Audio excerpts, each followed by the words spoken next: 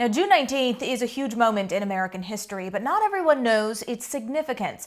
The holiday marks the moment that happened in Galveston. Duke Carter explains why we celebrate Juneteenth.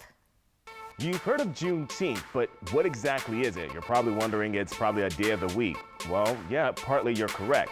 Well, according to Juneteenth.com, Juneteenth is the oldest known celebration commemorating the ending of slavery in the United States. Dating back to 1865, it was on June 19th that the Union soldiers, led by Major General Gordon Grange, he arrived in Galveston, Texas, with the news that the war had ended and that the enslaved, they were now free.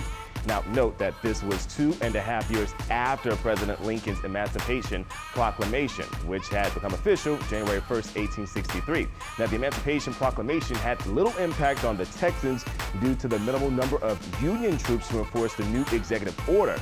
However, with the surrender of General Lee in April of 1865 and the arrival of General Granger's regiment, the forces were finally strong enough to influence and overcome the resistance. So the former slaves, they were pleased with this news from the general. So many left the plantation and went north.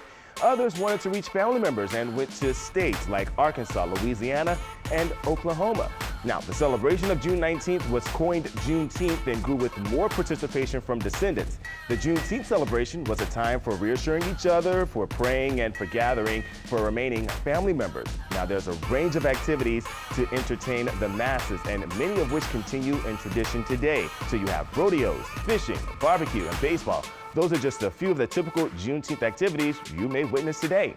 Juneteenth almost always focuses on education and self-improvement. Often guest speakers are brought in, and the elders are also called upon to share the stories of the past. Now, prayer services were also a major part of these celebrations.